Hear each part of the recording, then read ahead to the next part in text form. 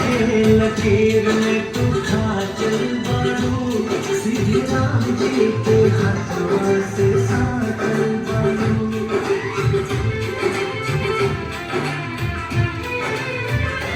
हमरे हाथ के लकीर में तू खा चल बारू, सीधे राम जी के हाथों से साकल बारू।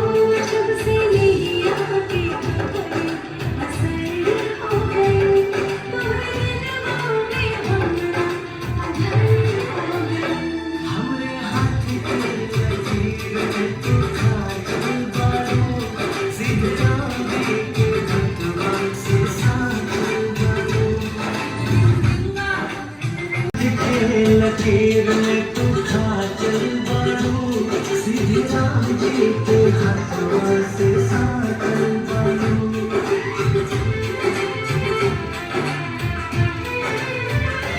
हमरे हाथ के लकीर में तू खा चल बारू, सीधे राम जी के हाथों से साकल